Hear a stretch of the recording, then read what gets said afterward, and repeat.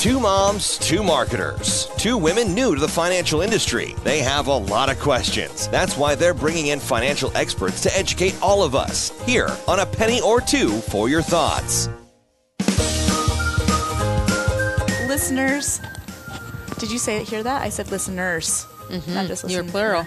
We haven't even introed yet. I love this. Gosh. Let's just dive in. It's a penny or two for your thoughts. Here we are. We're a hot mess. It's May. It's graduation. Here I am. Yeah.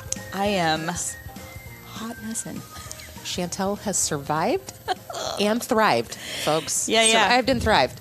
We were just talking here before we started recording, but I think we were actually recording. Brain fog. Yes, it's real. It is. It's real. Well, I don't know what this is, but I'm going to give a shout out to Claire. Claire is our newest employee in the marketing department, and Claire just graduated. Claire, 2 years ago out of college. 2 years out of college. She doesn't have brain fog. All downhill from there, just so you know, Claire. There's a little bit of an uphill slope, just a little one. Yeah. You might 30s. You might drive a little straight, and then it just starts to. Yeah, well, that's true. That's true. Heart you. Here's what I said to someone the other day, because they said, well, brain fog is real. And I said, wait till you get brain fog and menopause fog. Then you're screwed. I mean, it's just. Well, double whammy. I don't know if you're a mom, but like if you get the mom fog. Yeah. Oh, yeah. So you get the mom fog, the brain fog, just everyday brain fog, and then the perimenopause or menopause fog. And it's like. How foggy can it get up there? Like, at what point does Bill Randy roll up his sleeves and say, that it's done? And then you die. Help me.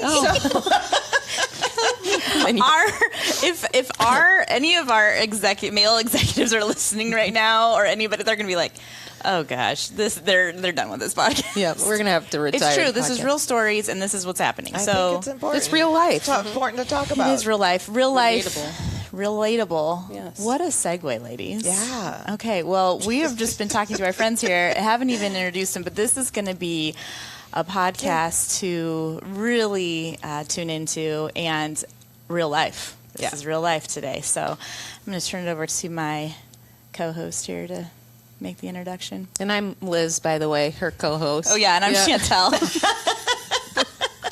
And you're listening to A Penny or Two for Your Thoughts. I did say that earlier. We have no thoughts today. We don't even have a penny or two because they're not making them anymore. We are broke. So broke. There might be a nickel somewhere. Are they going to shut down our podcast because it's a penny or two for your thoughts? We're going to have to change that. Yes, we have no pennies today. We're nickel and diamond. Yes. All right. Let's jump into this. I'm going to start off as we dive into today's topic. Some of the content may be sensitive to some of our listeners, so just want to give you a heads up there.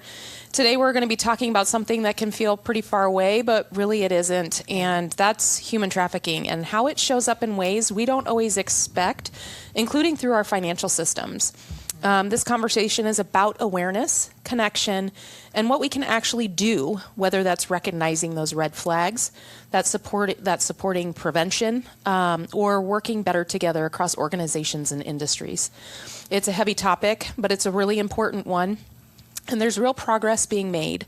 And I'm really grateful to be joined by people doing this work every day and helping bring these issues to light. So let me introduce our guests. First, we'd like to welcome Stephanie Olson. She's the CEO and founder of the Set Me Free Project.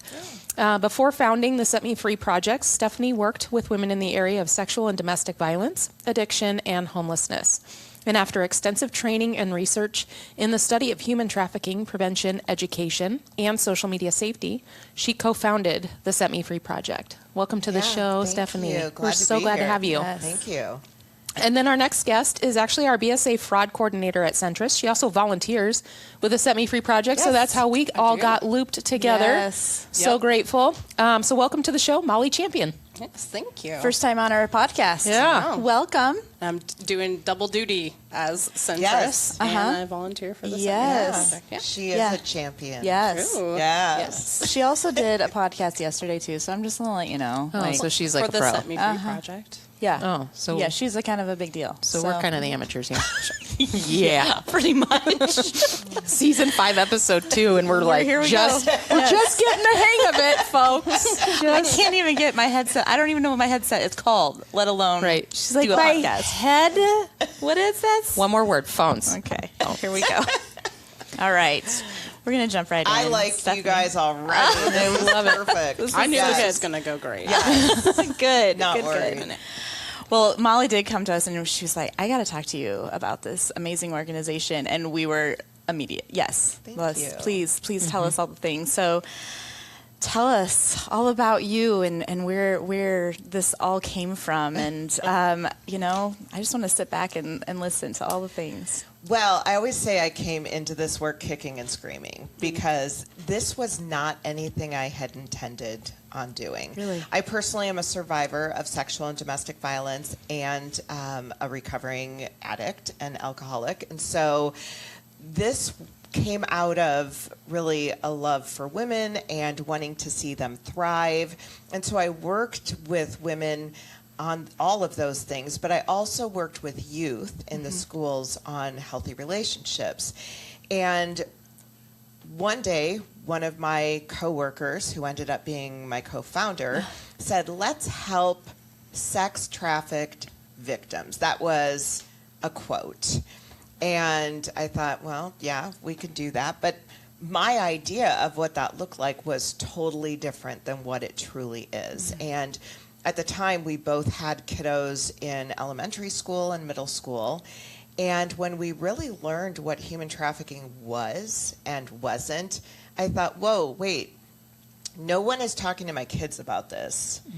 And no one is talking to me as a parent about this. So what are we doing? And that's really how we began. There was we talked to a social worker in a school district and a teacher, and we said, this is what's happening. Do you see it? And once we started to really explain what it looked like, they both said, oh my gosh, yeah, now I'm thinking of these students who have gone through this, but we thought it was something else. Yeah. And so they said, get us a curriculum this was in November, years ago, get us a curriculum by January, and we'll put you in front of administration, and then you're on your own. But I looked for curriculum, and none of it was written for youth. Oh my gosh. None of it was really written well, and it was all very fear-based. And I thought, okay, we know fear-based doesn't really work to educate.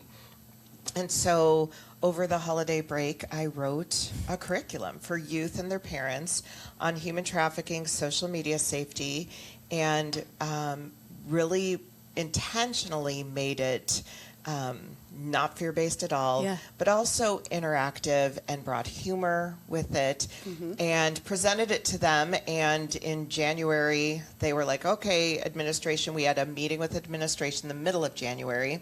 By the end of January, I was speaking to all of their social workers and counselors in the school district. And by February, we were in the schools. Oh, that's great. And if you know anything about schools, Right. it does not happen that quickly. No, it does not. But they saw it. That's amazing. Mollie, on the way here, you even said that to me. You're like, you're not going to know what human trafficking is. We really don't understand it. And I really, truly don't. Sure. Like, if you were to define it, or when you go out, help our listeners who are like me. I want to be educated from that. How would you define it? Yeah. I immediately go to the sex trafficking aspect of it. Yeah. So I don't know. You have, again, fear-based. All the social media stories you're hearing, people coming up to your cars and things like that. That's all I know. Yeah. All the social media stuff, and that's, so you're not wrong about sex trafficking. How I would define it is the use of force, fraud, or coercion to compel an individual to provide some sort of service, like labor, or commercial sex. And that could look like a number of different things. But here in Nebraska, we see both of those. We are a hot spot here in Nebraska, and then nationally, we see it domestically everywhere. And I think a lot of times people think about kidnapping. Yes, that's where my head goes. Particularly with sex trafficking or border crossing with labor trafficking. Sure. And although those things can happen, with human trafficking, it really is about a grooming process. And that grooming process or a building of a relationship can happen over a long period of time. With sex trafficking, I mean, we could see that over a year or more. Wow. With labor trafficking, it can look a little different. It's still a grooming process. Some people would argue with me on that, but I would say that the minute you start to have a job interview, and if I have anything nefarious, whether I may be paying you, it may be a sort of legit job, but then I change the dynamics, there's still a grooming process in that. And so it can look shorter, but it can happen to any one of us. Right. Yeah. So how does trafficking show up in our everyday communities? Like not just the extreme or the distance scenarios. How would that show up? And you mentioned we're a hot spot. Yeah. So how would that show up here? Yeah, great question. Well, one of the biggest ways I started saying that backwards. One of the biggest ways traffickers use and lure the individuals they traffic is through social media and gaming. And so I think that has changed the whole dynamic. I mean, the internet and whether we're talking financial, I mean, it really has. Yeah. And so when we think about rural towns, for example, my husband grew up in a very, very small town, and that town called us and said, we need your help with youth, with our 7th graders using Tinder. And we said, well, we don't really talk about Tinder and dating apps to 7th graders. She said, no, you don't understand. They are on it, and they are meeting people. And this is a tiny town where everybody knows everybody. So they're not meeting people in their town because they know everybody. But they're meeting them at a gas station, and then they're 7th graders. They can't drive, and so they're meeting them and then going. So it has changed the entire dynamic of what human trafficking is and the ease of it. But you think about a rural town that has this idea of this is small town life, I have small town living, this is what I know. Now they have access to the world, and the world has access to them, and it has changed everything. And so it's the same with us wherever we are, but I think that what we are looking at with human trafficking is somebody who is there to build a relationship, somebody to, albeit a false one, but to connect with that person, to go after their vulnerabilities, whatever those are, and then I'm going to utilize you in whatever way I can to make money or to make something, some sort of trade. It doesn't have to be money. It can be a place to stay. It can be food to eat. It can be drugs, whatever that may be that benefits me as a trafficker. Right. I think that was so interesting when, Mollie, you brought this to our attention, that how financials play into this. Yeah. We had no idea what that looks like. Can you explain where that even starts, or how that even, this is what you're doing, you know? So tell us more about that. Yep. Well, I'll start up front by saying I'll be a little tight-lipped on this because, you know, obviously we don't want to give too much out there for them to know, oh, that's what they're looking at. Yes. Right. I mean, everything we do in anti-financial crime is always a game of like whack-a-mole. Right. As soon as we figure something else out, then they're switching tactics and they're right back at it. But I will say, I mean, obviously there's a lot of things that intersect with human trafficking. Namely, it's a financial crime. Most crimes are financial crimes. Overwhelmingly, that's the motivation for committing a crime is gain, financial gain of some kind.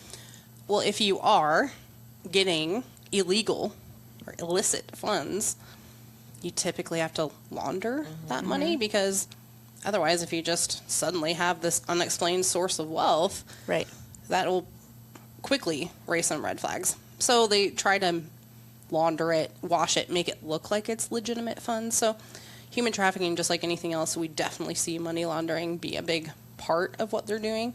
Anyone who's trafficking now, again, you want the benefit of those funds, you're going to wash those funds. You know, identity, often, I don't know that we were really seeing people who are targeted honestly have their information could be sold by the person who's exploiting them. But often, I mean, it could be that they're not really misrepresenting. They're just using the honest information that truly does belong to that individual. They're just exploiting that person. So that makes it even harder to catch, because a lot of times we aren't necessarily dealing with anyone who's lying about who they are or constructing, a fake ID. Nope, real IDs, real people. So it can be very difficult. But the benefit is that we know that it's happening, and now we're continuing to have the communication between, nonprofits and financials and law enforcement. Make those connections and figure out. Yeah. So you've seen something, say, on your side of the fence of the laundering. How do you guys connect? How does this story interconnect between the two of you? Well, I would say a couple of ways, and I'll let you respond on your side. But I think that when it comes to stopping human trafficking, I think there's 3 prongs. There's prevention, recovery, and restoration. And in that prevention is also intervention. And only 1% to 2% of trafficked individuals are recovered and restored. Wow. Which is why prevention is so important. Prevention kind of gets the shaft and things, but if we could actually stop it before it starts, it's huge. Yeah. And every $1 spent on prevention, $34 is saved on restoration and recovery. And so it's massive. But I think that when we're talking about communities as a whole, and whether that's the financial institutions, schools, whatever, everyone has to be on the lookout for human trafficking, because every business sees it. And I think in the financial community, what they have done so well is identified what it looks like within their system and how to recognize it and respond. And I think if everybody did that, and whether it's through prevention, intervention, or that recovery and restoration piece, I think it would change the entire community altogether. And collaboration is massive. Right. And and I will tell you, weirdly, this is a very competitive industry, the nonprofit space. Okay. Crazy. Really? Yeah, it's ridiculous. So from an education standpoint, or just all of it? Trying to get the funds? I think it's even more than just funding. It is funding, yes. But I do think some people want to be like, I want to be a one-stop shop for trafficking. Gotcha. I want to build a kingdom. I want to be... the clout. You want to be... Yes, okay. It's the clout. Unfortunately, there is no one-stop shop for trafficking. There is no one organization that's going to stop this. And so that's where that collaboration piece comes in. And we have to, whether it's a nonprofit, a corporation, we have to work together to do this. Absolutely. Yeah. So your main focus is that prevention. Ours is prevention education. We are all things curriculum and training. Great. So we have a curriculum from kindergarten through adulthood for adulthood. Is that right? Yeah. Kindergarten through adult garden. I mean, that sounds more festive. That sounds better. I like that. I don't want to be in adulthood. I want to go to adult garden. Right. Yeah. Exactly. Yeah. And really of every aspect of the community. So we train adults on how to serve youth and how to talk to youth about this.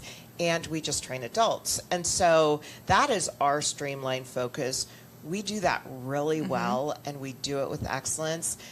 We don't do direct services. We don't do that piece. So we want to partner with others who do, and that includes the financial industry. And Mollie, of course. Mollie specifically.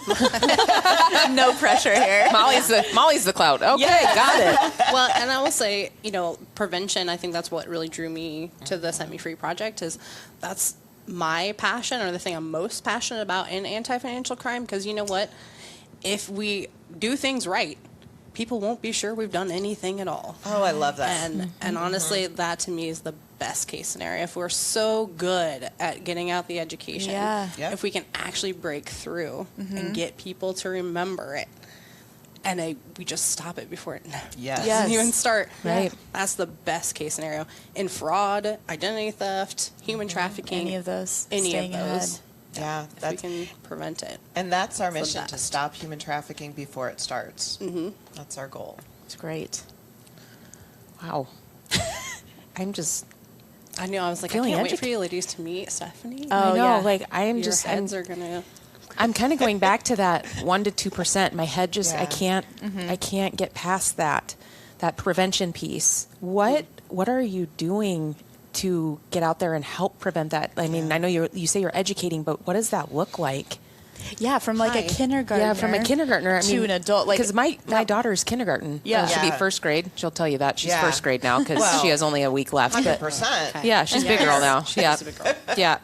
Yeah, when we started, we were the ones going into the schools and educating youth. And our goal was to do it a classroom at a time and do it consistently. Because I think a lot of time, I see a lot of interesting things with education on human trafficking, but we kind of say we're a little counterintuitive in everything we do. We want to be there consistently. Well, COVID hit. I don't know if you know, we had a pandemic. It was this Listeners, thing. this was a big thing. Yeah. If you don't remember that, Back in the day. if you have brain Yeah. fog and don't remember, COVID fog. That's the one you want to. Right. Yeah. That was a thing too. Yes, Yeah, well, that's yes. straight up. So when COVID hit, we had to do a real serious pivot because we were going in person Yes. to the schools and also training adult areas. But we decided, okay, well, we're going to be the best digital presenters out there. And it was around that time that I thought, oh, we really need to package our curriculum to get it to more people that we're affecting. Now, we grew very quickly. We were in one school, and then we grew to 400 schools in the Midwest. And Oh, so, my goodness. wow. in about 3 to 4 years. Just a little tidbit she didn't. Right, tell us. like she didn't drop. Where's that in the bio? No big deal, but MBD. that's incredible. It was fast, yes, and which showed that schools, teachers, administrators, There was a they need. saw it. Yes. There's a need. And so it was very quick growing, but we thought, okay, we're really siloed here in the Midwest, and we know it's happening everywhere. How can we reach more youth? How can we reach more agencies and more communities? And so I said, I think we need to package our curriculum and get in the hands of more people and people who served youth. And at the time, one of the people who worked with us was like, I hate that idea. I hate that idea because we don't have as much control and all the things.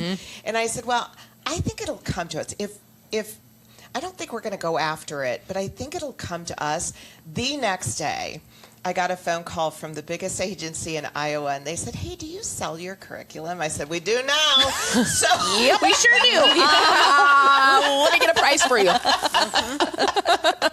So we took a year off wow. and revamped our curriculum.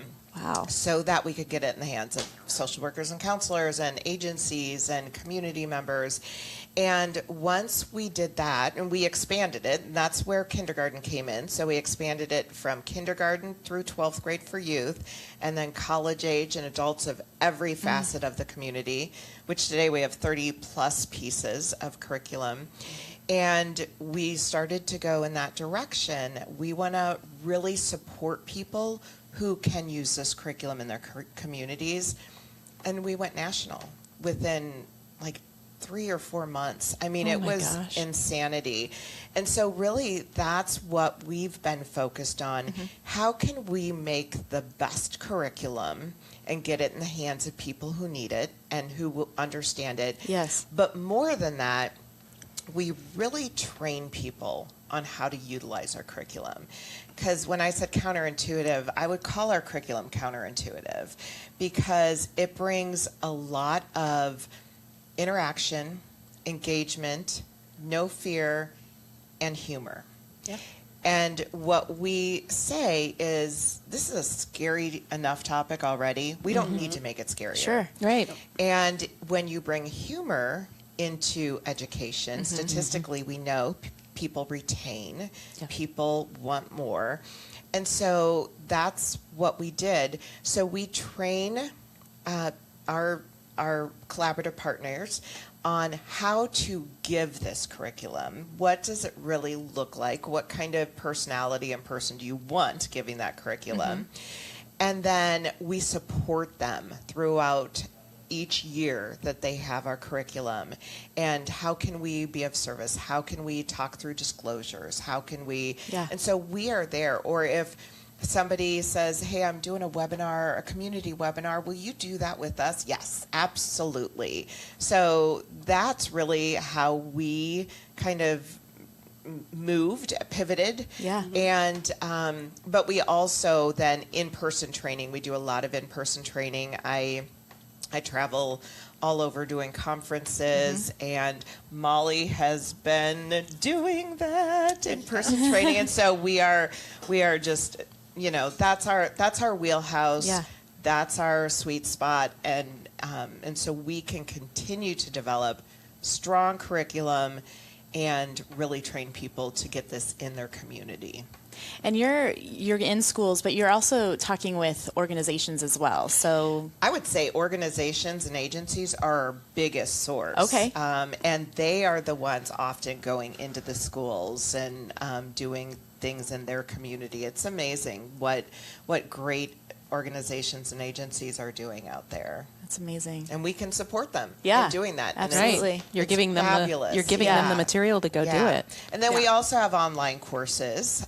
In fact, we have an exciting, this is just launching. I keep looking at you like you can read my mind, but right? I'm like, I don't know if Mollie's you like, can. what's Mollie hasn't been with us for a long time. I know my director of programming can now read my mind, and so, you know, it's coming. It's coming. She might have told me something about what you're about to say. It's scary in there. Don't go in there at night. I'm just gonna say, like scary in your mind. Oh yeah. Yep. Oh yeah. That's where she was going. Yep. I'm picking up what she's putting down. I got it. Be careful. Yeah, because I tell people you don't want in there. Yeah.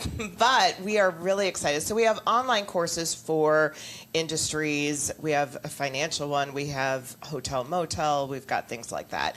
But we just wrote a book called Talk Early, Talk Often, and it's a book specifically for parents and caregivers on how to talk to your youth about human trafficking and technology and social media. And we have an online companion course for parents and caregivers. We're really excited about She's that. just dropping all the good stuff here. I know. This is I'm bearing the lead. Is that what I'm doing? Yes. I just decided. I'm just trying to get my head wrapped around everything you're doing. How big is your team? Yeah, I was just, that's what I was wondering. We have a team of about 10. 10. And so I was like, it's small. It's small, yeah. But an amazing, I will tell you, they're an amazing team. Yes. Oh my gosh. It's an incredible team. And I think the one thing we do really well is we stay in our lanes, not only in the organization, we're very streamlined focused, but we really own our own areas. And so who asked me about you? Yeah, asked me. Yeah, so Mollie said I'm speaking at this fire department thing, and I said, oh, great. Of course you know about that. And I'm like, I don't, because I'm not programming. Yeah, you're doing what you're doing. I'm speaking, I'm writing, I'm networking, I'm doing my things, and my amazing team does what they do so well. And we connect. It's not like we don't talk and we know things, but it's an incredible culture and staff, and shout out to them. Wow, they are awesome. That's awesome. They are awesome. Yeah. And then everything else is volunteer based. So out of those 10 people, we have volunteers who do amazing things, and whether it's doing things like speaking or helping edit curriculum or some of that stuff. We also have volunteers that can do that social media piece or the data or help with those pieces. Yeah. So, What's that training look like? Mollie, you went through this training, right? What's that training look like, Mollie? Do tell. Because you're training to give that presentation. So, I mean, the focus is really making sure that we have that right the message. You stay on, not only on topic, but also, again, keeping it upbeat, light, you know, and not heavy and dark and sad and scary. And making sure that we're using the right words. Definitely there's some words that we avoid and things that we want to, you know, call it properly. Use the correct terms for it. So intense. To me, I think the most intimidating thing was that I had to do the teach back. Oh yeah, that is the most intimidating thing for every. Like teaching back to your team. Yeah. Oh. And we to the people who wrote the curriculum. Yeah. No big deal. Yeah, that's. I wouldn't be sweating through my shirt at all. Squared to Einstein, like Right. And we pretend we are whoever you're presenting to. So if you want to present to kindergartners, we are I mean, which don't ever do that. That's the hardest one because we have fun with that. We're like, but I will tell on Mollie here.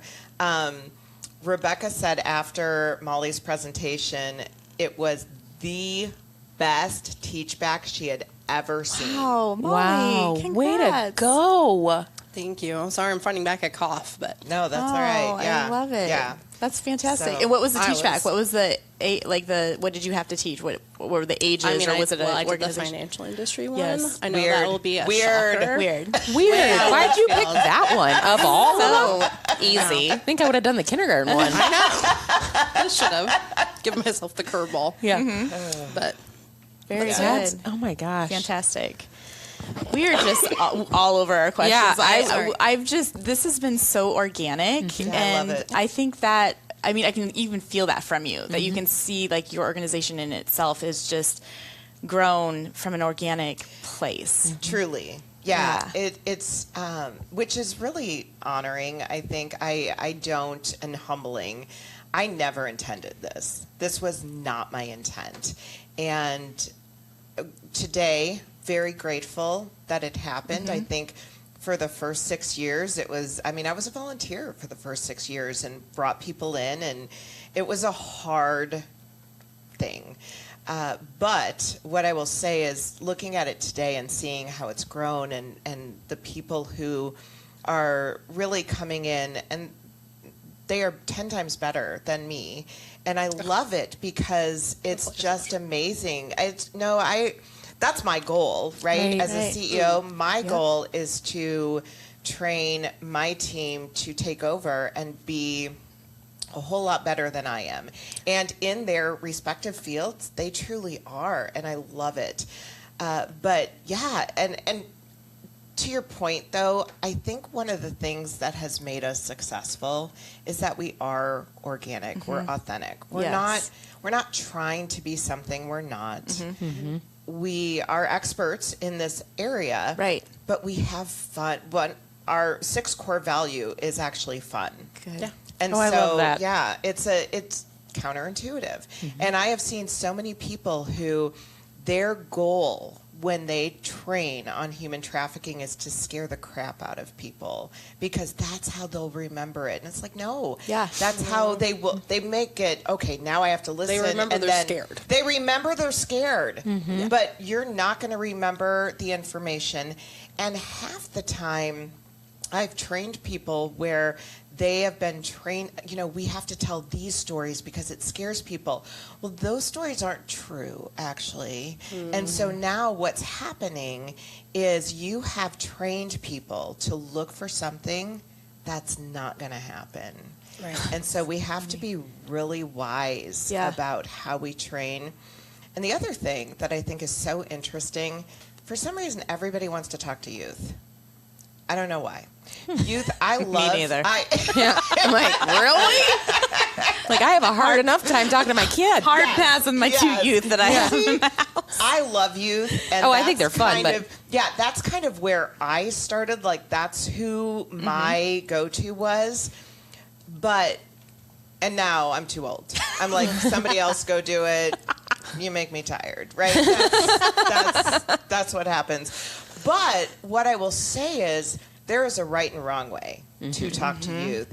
And I've seen people come in and want to do this human trafficking training, not ours, but human trafficking training to youth. And their goal is, I'm going to scare you so you never And I don't know what the rest of the outcome is because if it's relationship building, what are you scaring them out of? Being on social media, don't be on social media because that's not going to work. Right. Or a lot of times when you tell them don't do something, they're going to go and do it out of... They do. Right. That is 100% true.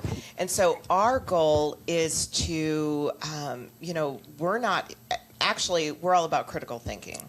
And so every slide, so to speak, the slides aren't like, hey, here's all this information.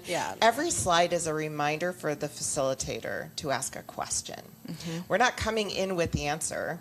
We're coming in with the question.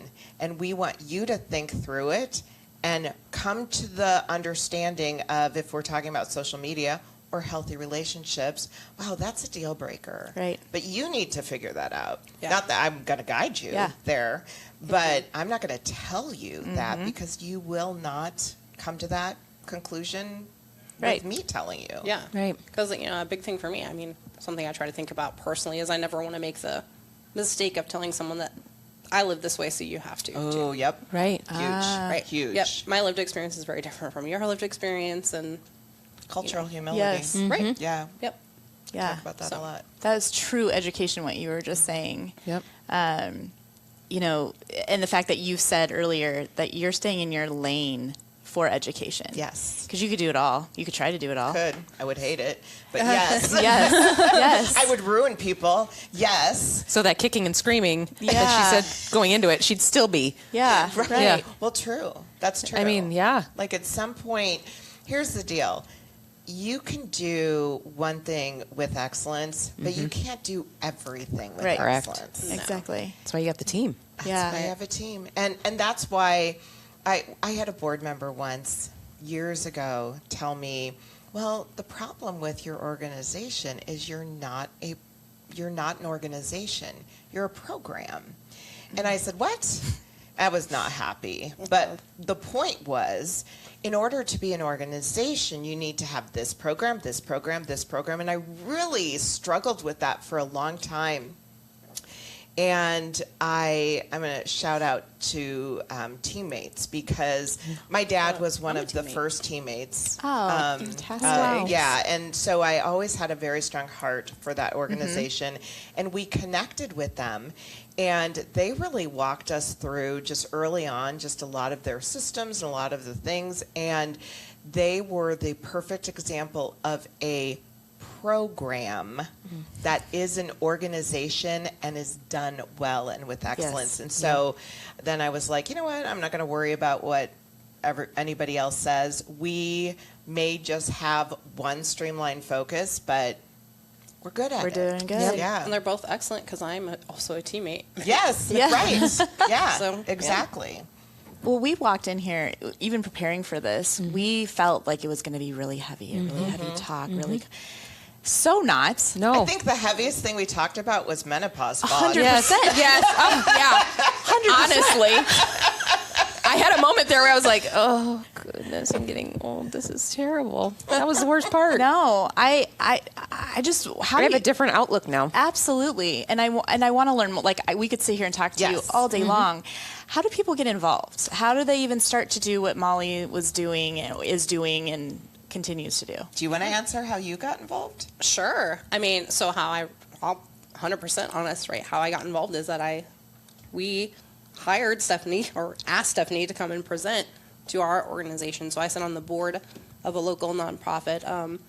Well, it's not local. It's an international organization, the Association of Certified Anti-Money Laundering Specialists. Close. Yeah, real close. Yeah. Very fine.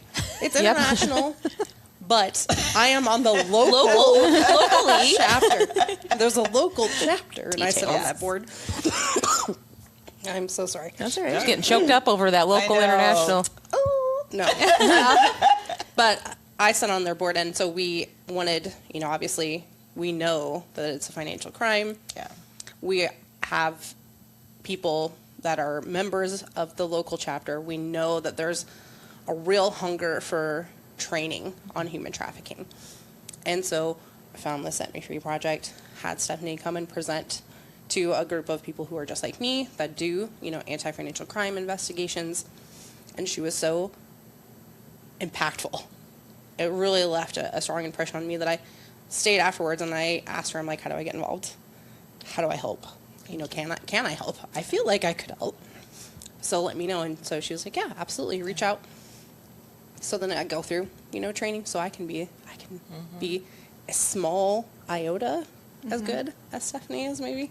Let's give her the presentation, but so yeah, it's great. A big, I mean, how you get involved? Go to our site. Yeah, reach out. SetMeFreeProject.net. Go to the site. Yep. Ask for a presenter. Any organization.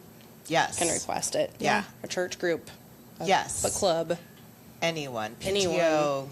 Yeah. And we will come, but yeah, there's so many opportunities to volunteer. We love to speak. We love to present because this is a topic. It's a topic that's ever changing. And it's a topic that you can't hear just once and be good. Right. There is consistent information out there, and we need to be, and we're learning constantly, so we all need to be educated consistently. But we would love to, be, and I think, you know, if we're not in your schools, if the curriculum is not in your schools, contact us, connect us with somebody. That's what we love to do, or an agency, but also a corporation. And I think, you know, financial industry, we can start to see that. Hotels, we can see that. But it is really important to recognize that regardless of what business you are in, you see human trafficking to some extent. And whether it's with your clients, whether it's with the individuals that work for you, or people that you are able to connect with when you're out and about, it is something that you can participate in. It's not, there's not exclusive of anything or any industry. I'm just sitting here trying to think through this. Like, this could be anywhere. It is. Unfortunately. Yeah, for sure. Wow. Like, I'm just curious, what are, like, signs of human trafficking? Great like, question. what could we look for? Like, even just as we're sitting in our own jobs or, you know, in our own organizations that we belong to, what does that look like? Well, you know, there are several different kinds, and I think if you're looking at, for example, people you know, whether it's your own family members or somebody that you're close to, I say always one of the biggest ways to prevent human trafficking is build relationships. Traffickers build incredible relationships. We need to build better ones. And so some of the things you can look for, I always say, if this person's typical is no longer their typical anymore, that's a red flag that something's going on. And so whether it's clothing, whether it is drugs, whether it's their temperament, whatever it is, that could be an indicator that there is something happening. Youth who are falling asleep in class, that could be an indicator that they're gaming at 3 a.m. or that they're being trafficked. Things like they start withdrawing from friends, they're doing different things. Maybe there's they're starting to talk about dropping out of school or things like that. Maybe they have excess gifts. For example, now I've got a new bag, I've got this, and those happen usually in that grooming process. And so those could be some of the indicators. There's a presence of an older romantic partner or friend in their life that maybe we don't know a lot about or something to that effect.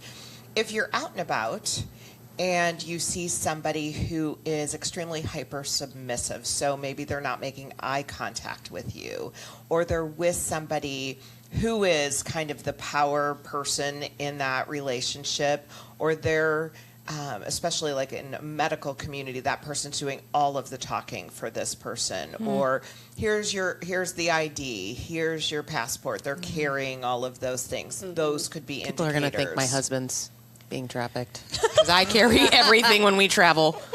You know, I That always poor say guy. that there's, and Like, not to throw that curveball in there, but seriously, I am like, here's your passport. you know what? Well, but you're handing it to him. So that's right. Oh, okay. You're That's the handing it to him, difference. Not That's to some of the the bank teller if you're in an or airport, the person at the airport. Yeah. Today, like the airports have gotten on track too, because today they make you have to hand it to that person. But and here's what I say about those things. And if your husband needs help, have him call me. But here's he what, listened, so he probably will. Here's what I say. These red flags, so to speak, or some of these, they're not a checklist. Right. And so you can have one of them, you can have all of them, and be trafficked or not be trafficked. So it's not that they're a checklist, but it's those. It could. It could. It's possible. And it could be all of those pieces together, and as we start looking at those things. But I always ask the questions behind the questions. So tell me about your new job. What do you do? What do you get to do with your money? That's fun. Tell me about your new romantic partner. Yeah. How'd you meet? So what do you do together? Tell me, it's those kind engaging of questions. Yeah. Can I say, I mean, this is why it's a beautiful kind of marriage, I guess, between what I do for a living and being a volunteer with the Set Me Free Project, because so much of what we do in anti-financial crime is, something that's a possible indicator that something's wrong is an unexplained source of wealth. But what we also, look for is a change. That's what we're always keying into is a change in behavior. So a change in the activity in their account is often a big, strong indicator that something's wrong. It doesn't tell us exactly what's going on. Right.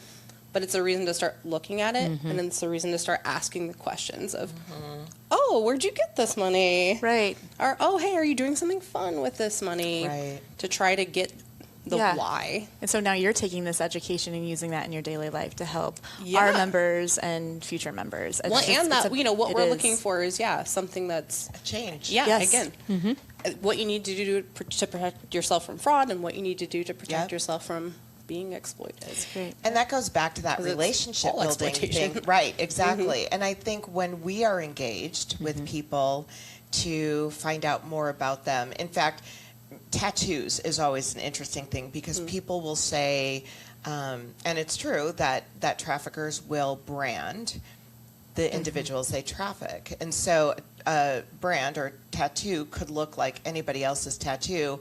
But what I will tell you is everybody's tattoo has a story. 100%. If they put it there. Yep. And so if somebody does not have a story for their tattoo, that's a red flag that something's off. Interesting. Yeah. That is interesting. We could seriously talk My about husband's this. literally getting a tattoo. He's in the process. Right now? There is a story. Well, not right now, He but has his passport, though. he. No, I know where He it has is. nothing. Nothing. He has his wallet. Yeah, let him have his wallet. Okay. With nothing in it. Yeah, I have the stuff. Yeah, no.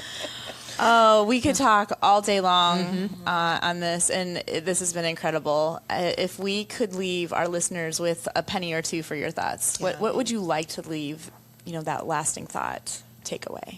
Ooh. Well, I would like to say two things. Yes. Number one, what do you do if you see somebody or your child, you're concerned? And there are a couple of things you can do. We do have resources, and so you can always reach out to us at the Set Me Free Project, setmefreeproject.net. But I always say go to local law enforcement. If it's a minor, obviously do those CPS and those kind of things. Yes. If it is an adult, we have a list of resources that we love to provide to people, but there is a national human trafficking hotline, and many states have their own human trafficking hotline, and so those are things. Yes. I have them saved. That's good. Save them in your phone. Yes, absolutely. But the other thing I'd like to say is that one of the big things, especially when we're talking to parents and caregivers, that's not going to happen to my child. That would never happen because I watch my kiddo at Target. Target's fine, by the way. Target gets a bad rap. But it does. I'm going to say on social media, Target's good. But, this can happen to anybody, and it is happening to your children and your grandkids, and it's in your home because of social media and gaming. And gaming. And so being educated, knowing what to do, not afraid, but empowered to have those tools to make a difference. Yeah, 100%. Oh, say my 2 cents. Oh, I'm maybe? looking at you. I would love You're not to getting say, away. We made eye contact. This is happening. Yeah. Do Do you feel safe? Blink twice. What? I missed that. What was that? I said, do you feel safe? Blink twice if you do. Oh, yes. I'm looking. Yeah.